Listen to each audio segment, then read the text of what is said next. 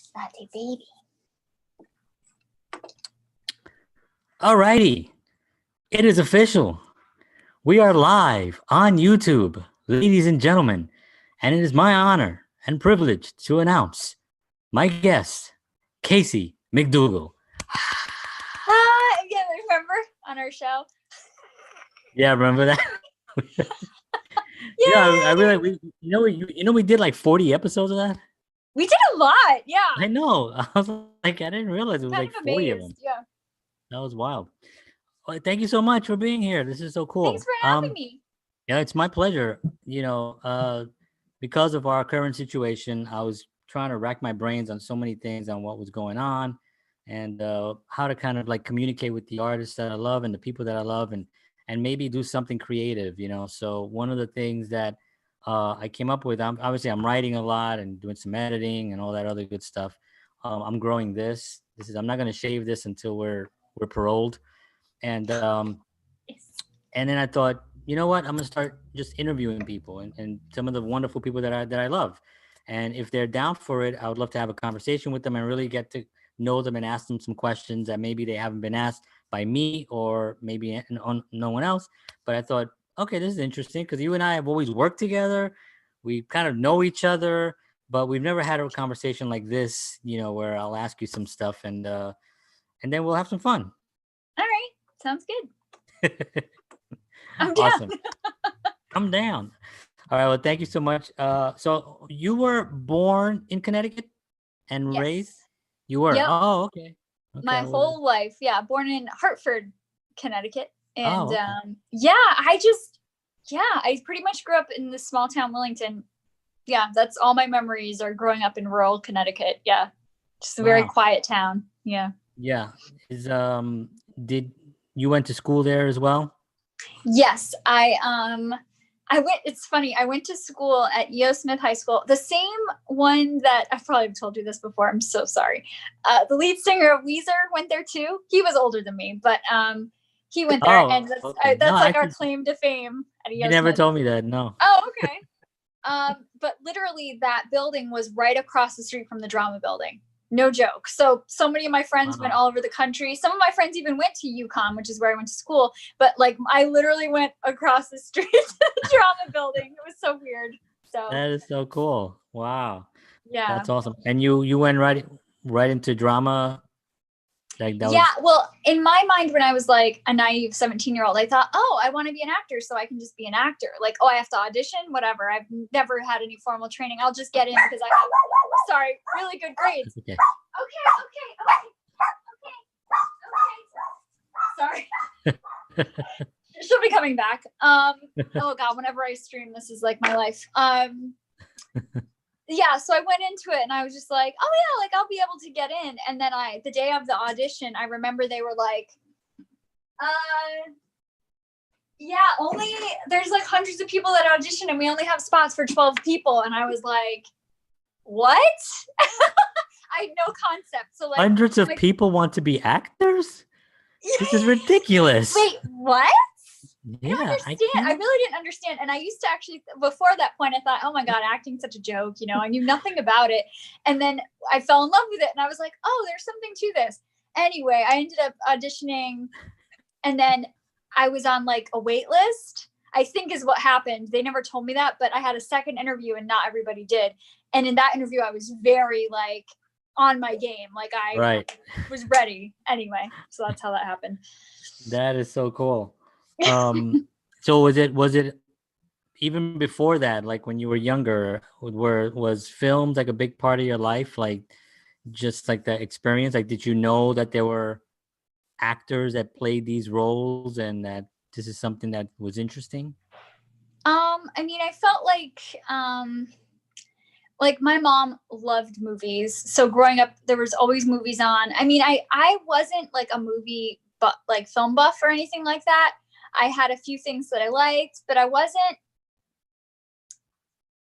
know. It was more like I was in my head a lot. Like I did a lot of writing, a lot of daydreaming, that kind of thing.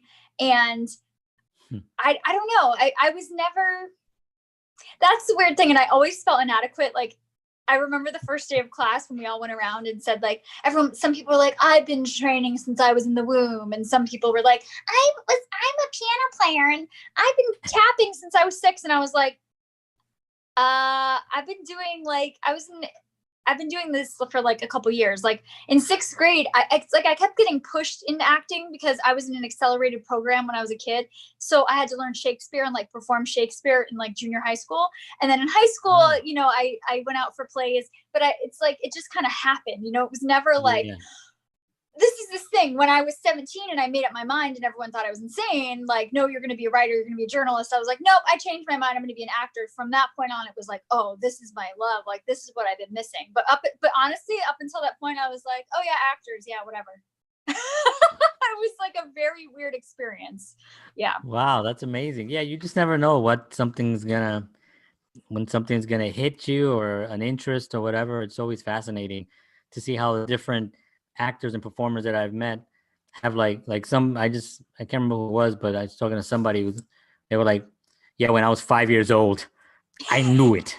Yeah. I knew that's what I wanted to do. You know, it wasn't acting though, but it was, it was like music or something. And it was like, I knew that's what I wanted to do. And yeah, you know, sometimes it just hits that way. You know, I'm still trying to figure out what I want to do. So let me ask you a question. Was there ever a time, or was there something, a moment that you remember that really was like a really difficult moment, you know, regarding acting, regarding the art that you overcame, that you were kind of like, oh wow, whew, I did it, you know, like that kind of experience? Because I know a lot of actors hit walls and they struggle to try to, you know, keep going. You know, they kind of cave in, you know, and then the industry is not really nurturing that way sometimes. Yeah. And no, also right. other actors are not as nurturing either. You know, they're like, yeah, you know, it's tough. You got to get up there, you know, and you got to do it, you know, and that kind of great advice that we've all heard a million times. But was there something like that you can recall? There's a few moments that I remember extremely well that were markers, and you were definitely a part of some of that. I remember like when I came out of college, I was so like gung ho and disciplined that like I would book roles like that. And I was like, this is not bad, you know? And then, I remember I auditioned for this role and I really wanted to be a part of, there was something that Samsung did. This was about, I don't know, 13 years ago, maybe. And, they were doing all these short films with famous actors and with, this is a really, okay. So with famous actors and like kids, right? That knew they wanted to be filmmakers, right? So I auditioned in Boston and I could just tell it didn't go well. Oh, hi, Gary. Gary's watching. My friend Gary is watching. Cool. So I could just tell that it didn't go well. And I didn't get a call back. And I was like, no, I need to do this. So John, no joke. I remember I checked my bank account. I had $20 in my bank account. And I thought, I'm going to New York City and I'm auditioning for the New York one. I go to New York, which is like more insane. It's a bigger market. I go to New York. I wait in line. There's like 100 people.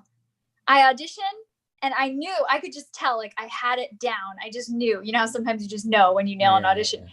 I got a call back or not a call back. I can't even remember, but I got the phone call, like, you got it. And I was filming like with Scott Cohen from the Gilmore Girls and like all these people who now like Rami. I don't know if you've seen that Hulu show. It's called Rami and it won. Yeah. He was one of the people in my crew. Like it was a really big deal. And I sensed that at the time. So like that was a moment where I just was like, F it, you know, like I have $20 in my bank account, but I'm going to do this stupid thing because why not? Like, right? Yeah.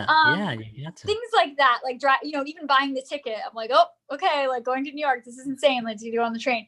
Another thing was when I just felt like really frustrated that, you know, it was getting harder, like having like a domestic life. Well, you know about this, like for me, it was Connecticut, you New Jersey. And then we had worked on a project before this was before I was married. I met you. And then like, it seemed harder to get out there. And then that's when we were both producing our own things, producing our own shorts. And then I had the web series and you were in it. We were working with each other. That was a huge, like that was overcoming a huge hurdle because it's in your head as an actor that like you have to wait for someone to give you the role. And that's not the case at all. You make your own luck. You make your own roles. And that's literally what we did. And we reinforced that with each other over and over. Right. So. That's awesome. That's awesome. Yeah, I think that was the narrative for a lot of different conversations that I've had with actors, where you're waiting for that phone call, you're waiting for that thing. And I just remember thinking, like, when I met you on that film, I can't remember which one it was. Yeah, En Route. Matt's gonna hate you. Yeah. When I met you on there, I remember we were just like, we were improvising so much, and it was just like the crew was so happy and laughing. It was so great. And I remember thinking, I'm never going to get, and this is probably not even a good attitude to have, but this is my own thing. I was thinking, I know I'm never going to get cast as like a leading man. You know what I mean? I'm a short Puerto Rican from the Bronx. I have this weird Groucho Marx thing going. I'm not going to get cast as that. I'll get cast as the sympathetic guy that works in the mailroom, like I have been. I'm the super, I'm the landlord. It's just all good. I mean, I've played Jewish guys, Israeli guys. It's all good, and I love it, and it's a great range, and I enjoy that stuff.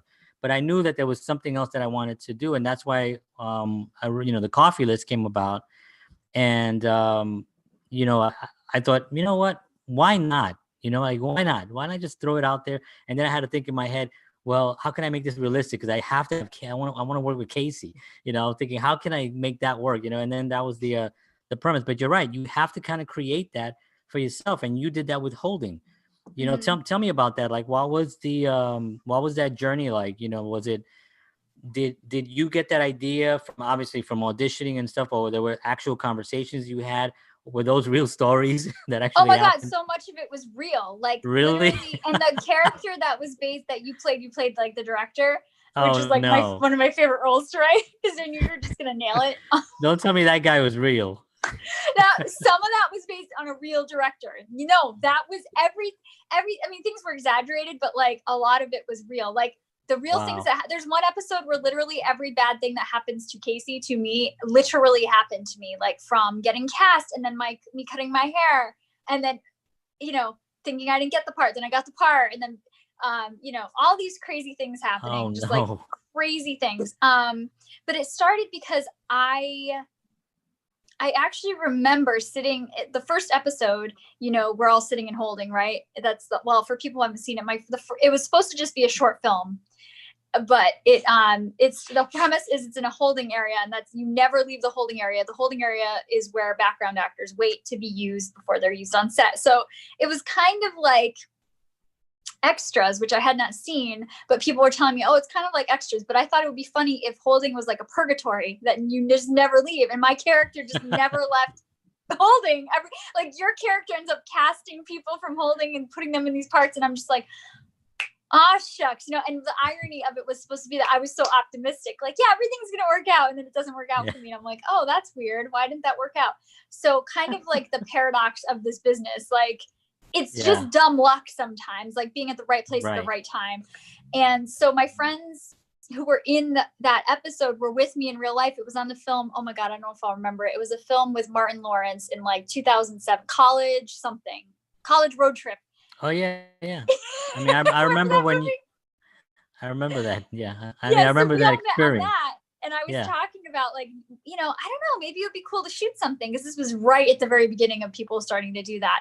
And they were like, you should make it a web series. And then I was like, okay. I just kept listening to, supportive friends were like, just do this, just do that. And I just kept writing. So anyway, that's how that started.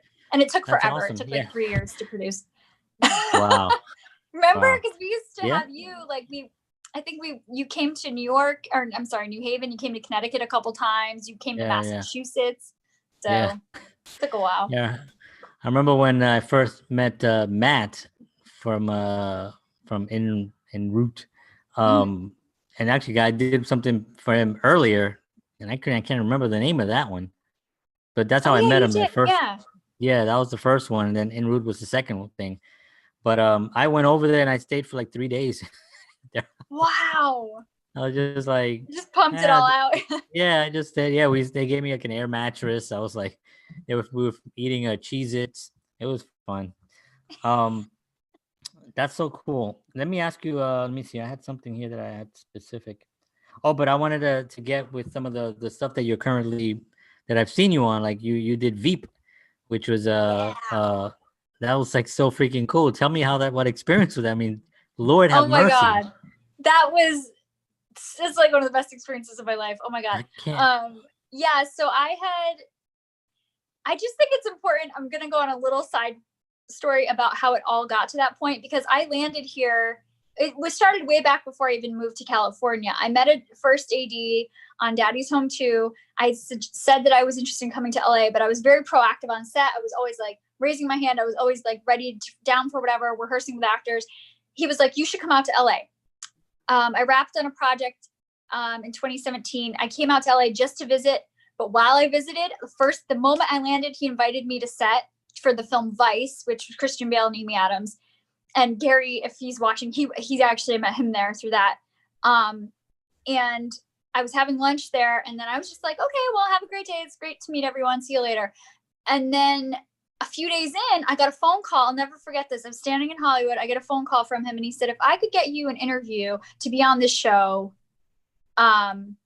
could you stay? And I said, well, how long? And he said, the rest of the year. 5 minutes later, I get a phone call from my now roommate who was like, hey, it was nice meeting you. Could you move in next week? And I thought, well, shit, should I just like move to LA like now? I don't even have a plan, but okay. So I said yes. I didn't know if I even had a job yet, John. Like I went to set for a week. I later found out that they went through a bunch of stand-ins before they landed on me, my friend Gary, and my friend David. We all got upgraded on that movie.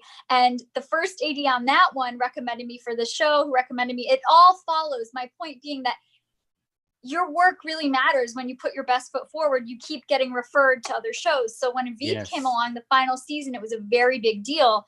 So when I knew that I was standing in for Julia Louis-Dreyfus, like we've seen the show, and anybody who hasn't, it's a very walk and talk heavy show. It's like theater. It's like you do one long take and you're walking and you're talking. And so we had to know the lines inside and out. And when new stand-ins would come in, we'd be like, listen, know your shit, because we're going to like go, and they don't have time to screw around.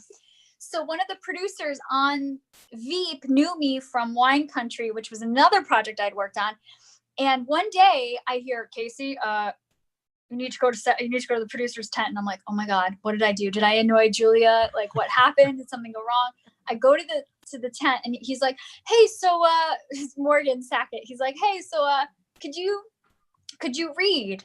Could you audition right now? Would you mind auditioning? And I'm like, no. He's like, it's just, this part, here's a couple lines, look it over. And then he came back with the showrunner. And I was just like, David Mandel, and I'm like, okay, legends. And I'm like, okay, so can you be Julia? And then I'll do this. And then we just did the scene, and they were like, okay. And they left. And then I didn't know what was going on. They're like, okay, you got the parts. And then they brought me to base camp. They changed me. They brought me back to set. And the next thing I know, I'm rehearsing with Julia Louis-Dreyfus and Hugh, Laurie. And I'm like, what is my life? Like, I was just ready. And that's the biggest thing. Just be ready. Like, you have to be positive and ready at all times. Yes. What if I hadn't come to LA? Like, what if I was like, I'm scared? Oh my God. What if none of this would have happened? I can't escape that. I know that's not what you asked me, but I feel like it's so important. No, but it's perfect, because that's the whole journey that, if you would have just told me what it was like on set, which I want to hear more about that as well. But, that actually just really propels it. And, you said earlier, sometimes, it is luck, but it's also when that luck hits, if you're not ready, if you're not there, you know what I mean, then it doesn't matter. You know what I mean? All the doors will open, but if you're not ready, it's like, it's pointless, Yes. So, I mean, first of all, Hugh is fantastic. I think he's like so great. He's also like a real great jazz piano player. And I actually didn't know that. Oh, wow. Yeah. And a singer. He's got a few albums. I have one of his albums because he's great. Wow. Did he have an accent there? Or he had an American accent for the show, but in between. Oh, for the show, that's what I meant. Yeah, but he was very friendly. Like he sat next to me, while we were filming, while they were setting up, the shots and everything, and he's like, "Oh, I really noticed what you did there. Like, it's like theater, isn't it? It's like theater. Did you do theater?" And I was like, "Yes." So cool. This is so fun to talk to you about. Like, theater with you Yeah, and yeah. Laurie. That was cool. And freaking Julia, who at that point it was the second episode of VEEP. So we'd been filming for like a month. Yeah. Freaking rock star. Like, Yeah. I've never met someone in my whole life who is so friggin' funny, but who is like mathematical and thinking. Like, she's has a producer's cap on, directing, she's thinking about the angle, and she like looks at something and she's like, that's funny. And that alone is funny, because she'll be like, that's like very serious, that's not funny, that's funny. Or she'll literally be like, what's funny about this to you? And it's like, well, Ms. Dreyfus. Oh my God. Like, it's so weird. Now, now she was in an earlier show, right? This wasn't her first show. I'm just kidding. Oh my God. I was like, yeah, which one do you want to talk about? Yeah. Yeah, right. Oh man, that's so freaking cool. And when you talk a little bit, because I love when things happen because of something. You know what I mean? Like you know what I mean? Like, and it's not people say, oh man, you know, somebody said, you know, oh man, you're so lucky, man, you really lucked out. And I always hate that, because it's sort of like, no, I got a break, and then something happened. You know what I mean? The few times that it has. And I think I love the story and I love the journey. When you decided to go to move without having a job or your stuff, or now you're in LA. Yeah. So I'm in the same place I moved to 3 years ago, almost 3 years ago. Yeah. So and now I realize, John, also that I live in a really beautiful part of LA. At the time, I was like, oh, whatever, this apartment seems nice. Do you know what I mean? Like, the circumstances that brought me here are so bizarre. Like, I didn't even know, I was just open to it, and that's all it was. Right. Well, I think that's also a big point too, about being open to the possibilities of something, and not listening to that little voice that sometimes says, oh my God, are you crazy? You know, whatever. Or hopefully it's not an actual person that's saying that, because then you're really doomed. Yeah. But so when you were in LA, you went to LA, did you ever come back home or to get your stuff, or did you have your stuff shipped? I'm just fascinated by that. Dude, I literally remember coming into this room, my bedroom, with my here's the irony. I've never packed light my whole life, but I packed light this one time. I just had a carry-on, and my roommate had an air mattress that I could sleep on. I had nothing. I literally had to, like, while I was working on this movie, I'd, wrap one day or be off one day, and then I'd go shopping at like TJ Maxx to get some jeans, because I was like, I don't have any clothes. I don't have toiletries. Like, I didn't even have a bed. I had to buy furniture. My car had to get shipped out here. Latte, my dog, was still home. And then, and then I broke my wrists. So it was just such a mess. So yeah, it was a slow process, but I didn't have anything, but it was so liberating to just make up my mind. I remember the moment I was sitting on set, and I remember thinking, like, the thought of leaving felt so horrible that I just knew. Wow. Even though it was terrifying, I was like, I'm going to stay. I don't know what's going to happen, but I'm going to trust that this is all happening for a reason. Yeah. My friend, I'm so sorry. I just have to tell you, one of my friends from Iceland, she's watching this right now, and she goes, I opened right when you mentioned that you broke your wrists, because she always laughs at how I always seem to bring that up, because it's such a pivotal point. I'm like, I was doing films, and then I broke my wrists, and then anyway, sorry. I didn't want to bring that up, because I mean, obviously it happened and now you're fine, but you're like, let it go. Not just that, because I mean, you and I haven't really talked about it in depth. I mean, I heard about it and I saw what happened, and you told me we had a few conversations, but you went hiking by yourself. Yeah. Hello. Okay. Yeah. Don't hike by yourself, kids. Like, first of all. Yeah. I mean, I don't even know what hiking is, to be honest with you. So I don't know. You were like climbing a mountain? Like, honestly, if most of my friends, including actually my boyfriend at the time and my roommate, when they saw where I was hiking, they were like, what the hell were you thinking? It was very dangerous. I wasn't used to the conditions in California, so it was very dry. So like, I fell at an angle. I'm not, when I say it was this steep, I am not joking. I thought to myself, ooh, a challenge, instead of, no one knows where you are. You shouldn't be hiking. I was also, like, at the time I was grieving, to be honest with you. So I had lost a friend, and I was just trying to clear my head. But the problem with that was I wasn't thinking clearly. So I Right. slipped and I fell really, really hard Yeah. at an angle, and that's how it all happened. But I was very Wow. lucky because I was here and Hugh was already home, and you know, it was during slow season anyway. And I literally, Right. the day that I was like better, like I was able to start working, I got a phone call from that same guy who I'd met like a year before. I was like, hey, are you good enough to work yet? And I was like, yeah, I am. He's like, great, next week you're starting a new job. And then everything else happened Wow. after that. That's so Yeah. cool. Wow. Oh man. Life, man. Yeah. Yeah, that's so crazy. So I mean, right now, obviously we have this situation going on. How is that? What are you what are you doing to kind of keep your chops up? Are you still obviously are you auditioning? Like, because I know projects are getting ready. Yeah. And the casting directors I'm assuming are doing video auditions. I know a They lot of are. There's casting been a people lot of are. open calls. For some reason, Yeah. I've missed a lot of them. I don't know where I am. How I missed these. But I mean, I talked to my agent. My agent's in New York, and he's like, just so you know, things are slow. And I'm like, yeah, I know. But Yeah, I know why. yeah. So yeah, I've actually helped I've helped my roommate, I've helped some friends with their auditions on Zoom, which is wonderful. I think we talked Yeah. about this before on Instagram. Like, it's so cool. Mhm. Like, that's been cool because I've been able to rehearse that way. I've been writing, still working on scripts and, you know, all this stuff. So that's been very positive and very grounding for me. And honestly, I've just been thinking a lot. I've been planning more than anything else than necessarily like studying. I'm actually taking a Yeah. class this week on character writing and stuff, but I don't know. I'm thinking, what do I want my life to look like after this? And what can I start doing now that I can carry on after this? Because it's a Sure. great time to just reset. You can just start over right now. That's the I know. beautiful part of it.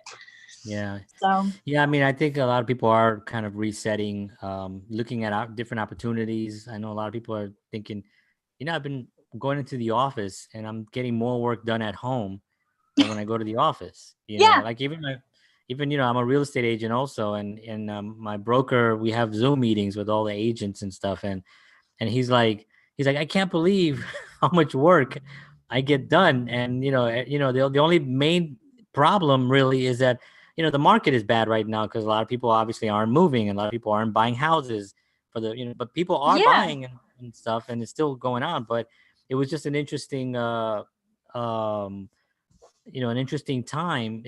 To kind of like regroup and kind of think, okay, what do I want?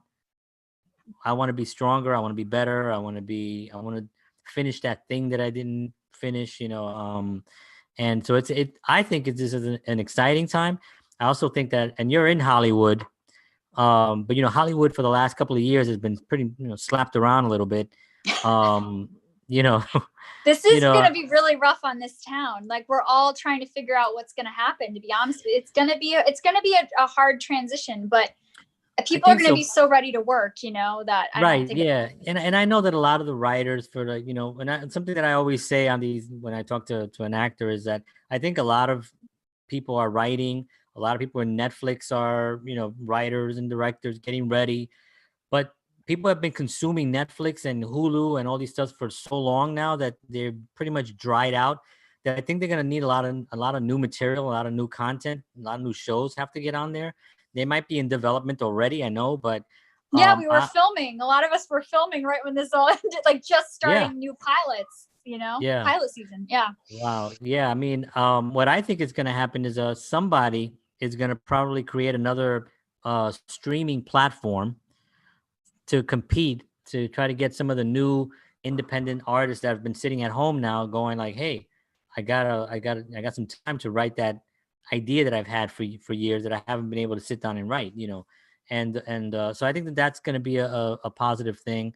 But Come yeah, I on, think John, do Hollywood. it. That's you. That has you all over it. Yeah. I'm there. I got my stuff written. I'm You're writing. like, yeah. Yeah, I got my stuff. I mean, again, that comes with the whole prepare and luck thing. You know what I mean? Like, Yes. somebody knocks on my door tomorrow. Do you have a script? Do you have any? Yes, right there. You see that shelf? I got. Take your Right. pick. You want a Yes. drama? You want a comedy? You want Yep. Totally. a western? I even have that script that you and I wrote. Oh, yes. Yeah, Oh my God. What small is wrong town, with me? small. Small town murder or small town. Oh my God. Why can't I think I of think it? it was just small town, wasn't it? Small town, or I don't There were remember a now. couple, I don't know. Yeah, I remember it being like Oh, you're mixed right. on There was a the couple of title different ones. Yeah, a yeah, couple times, but yeah, yeah. yeah, And that was we wrote silly. that through Skype, so we were like, we're pioneers. We've been I doing know this. we're ahead of the curve, man. What the We've hell? been doing this. We wrote a script via Skype like years That is ago. crazy. Um, Yeah. I In reread that Google Drive, recently, like by the way. sharing it. Huh? Yeah, I reread that recently, and it's really good. It was I really haven't read. good. I saw it. I was cleaning out my Google Drive and I saw it, and I'm like, ooh, I should read that. Like, I was like, if I forgot about it, I'm like, oh my God, I Yeah, remember so this did I. so well. So did I. Yeah, yeah. It's actually really good. I was very. It's got some great opportunities for some great film. For some great content. Yes. This is awesome. Hold on one second. I know that you said you got to take care of Oh your yeah. doggy. I got a few more minutes. So what are you? Do you know? Do you have things as soon as they say, "Hey, we're paroled"? Do you have things that? I love that you keep saying that. Yeah. Yeah, I'll keep saying that until we get paroled. I mean, because I know California, or especially that area where you're in, is pretty much. Did they build a fence already around it? I'm just kidding. Did you hear I'm about kidding. the friggin' hornets, the murder Yeah, hornets that are here? Like, oh my God, great. yeah, Um, yeah. yeah. So the show I was working on, we had been filming for, my goodness, not that long. Oh my God, I think we were only filming for 3 weeks. We had filmed the pilot episode in January, then we were on hiatus, and then we came back and we were just going to go till June. But then this happened, and we were actually one of the last productions to shut down. We shut Wow. down, and I was told that we're looking at pre-production in July or August. And then, so I'm assuming basically the word in Hollywood right now is production is starting up again in September. That's the last word, like from the unions, from the guilds, like that's what, or that's what they're saying. So Yeah, I that's don't what know. the schools here are over in Jersey, so no more school until September. Oh, okay. I think that's a smart move. Yeah. Yeah, I mean, I mean, you're the one that actually has kids at home and is doing the, yeah, but it's I don't the know. dumbest move ever, but no, no, but I mean, I think that it's gonna be. I don't know. I think it'll be fine. I mean, for it to go. I mean, I'm talking about for Hollywood. I'm saying. Yeah. I think that once they start cranking them out, you know what I mean? Because these production companies are such well-oiled machines as far as like cranking stuff out, the majors. I think that they'll just put some oil on it and crank them out and start Yeah, getting it's back to just work a new again. system in a built-in infrastructure. Yeah. Like Yeah. all the studios out here. It's weird coming from the East Coast to basically Hollywood, because on the East Coast, in New York, whenever you're filming all up and down. There's studios, but you're using the city as a backdrop. Right. Here, it's like you go to Paramount, you go to Universal, which I love. Like, it's wonderful to just go to a place where you work every day. And the sound stages, it's private. You can, you know what I mean? So I think that they can get around being on location and fix things in post. Honestly, I mean, my roommate does that. She literally works in post production. So they've had to do that for a lot of shows that were already airing that they didn't finish filming. They just made up a scene in CGI, it's so they're going to find a way around it. And I think the crews are going to be smaller. They'll be more, but most people who work out here are veterans. They've done it so long that it's not going to really be a big deal. Right. That's awesome. Well, I'm learning so much, even though you and I have spoken so much. There's always stuff there's always stuff to learn. I really appreciate you taking the time. Where can people reach you if they want to follow you on social or contact you for any work? Where can they reach you? Well, the easiest place where all my stuff is my website, which I think you did. Thank you for sharing on some of your links. It's ChelseyMcDougal.com. You can find me on Facebook. You can just search Chelsey McDougal. I'm on Instagram all the time. So Chelsey McD. Yeah. And then I'm also on TikTok, where I've been making some silly videos. Chelsey McDougal. So pretty much any social, just search Chelsey McDougal. Okay. So and I will put your link, your website, also on the description here in the YouTube video too. So Oh, Anybody? okay. Thank you. Yeah, that's cool. Thank you so much, Casey. Hold on. My son just came by. Oh, Ben, who's never met me. He's like, who is this person? Hi, Ben. Casey. Oh my goodness. He's seen I guess the coffee list. The Like coffee list probably. And it's like, what is this? Yeah. Wanna say hi? It's like, oh, brother. Oh, he's so cute. Oh my God, he looks so much like you. Jeez. He's like, yeah, I do. Yeah, Tell Brianna I said hi too. I miss her. Oh too. yeah, she's like a teenager, man. She's got like Oh her my head. God, how old is she? She's 9. Wow. She's 9. Remember when she was? Yeah. Wow. 9. She's like on her tablet. She's like talking to her friends and whatever, Dad. Yeah. Yeah. She's into that mode. You know, I was like, I make sure that every once in a while I have her take it off and I look at her and I was like, you know, I love you, right? You know, I'm your father and I'm here for you, right?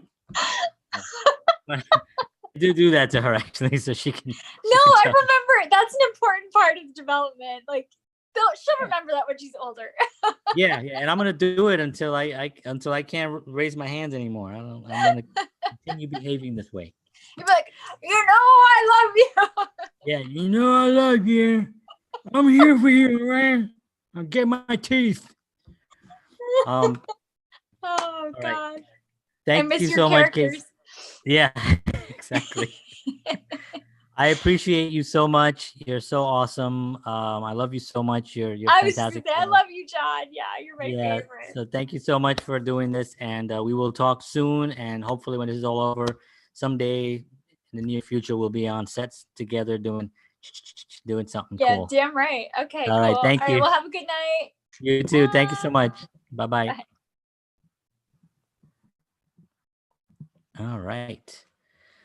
All right, folks. Let me see if I can lift this up. All right. Well, thank you very much, everyone, for tuning in. I got my glasses all in this weird thing, but that was Casey McDougal. Stay tuned tomorrow, where we're gonna have today is May 4th. May the 4th be with you.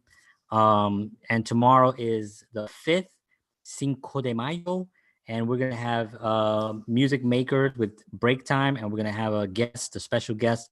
We don't know yet. It's between two guys if they're available, but we will have one guest on.